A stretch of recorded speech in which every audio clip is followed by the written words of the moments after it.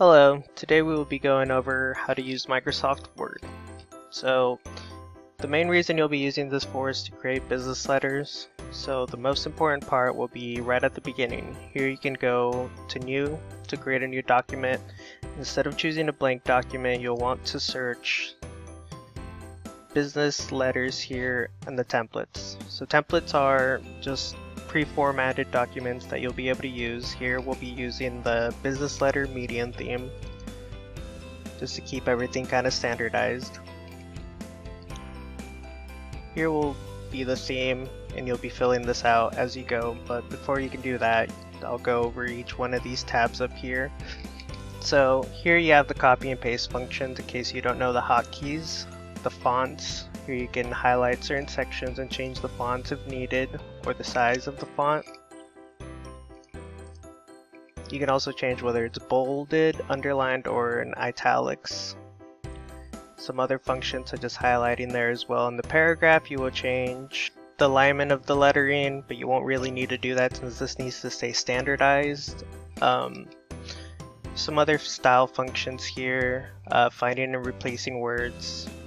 You can also dictate, but that probably won't be needed since these will be business letters that are being sent out to recipients of the company.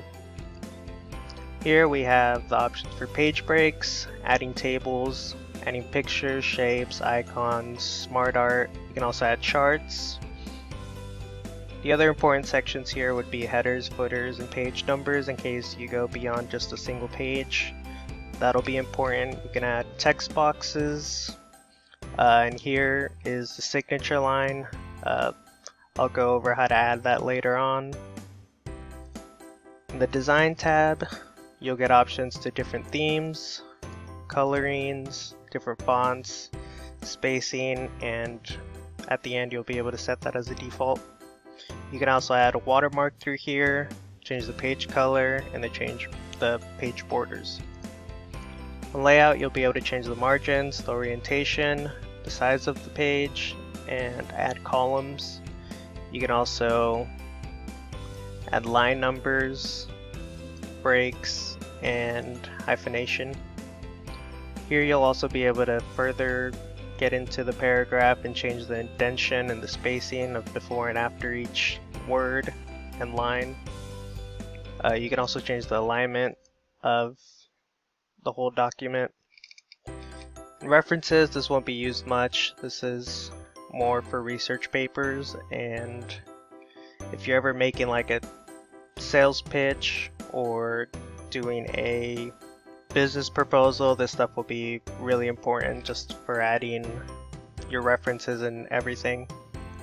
Under mailings, this will be important for this because you'll be able to add recipients and it'll just kind of make it go faster. I'll go over how to do that later. This is just a brief overview. In the review section, you'll be able to find the thesaurus in case you want to change some words out, sound more professional, see the word count. You can also have it read aloud, that way you know what it sounds like when they'll be reading it.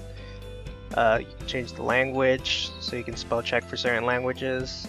And you can also translate words through here in case you don't know how to spell a certain word in a different language, that's fine, you can just use that.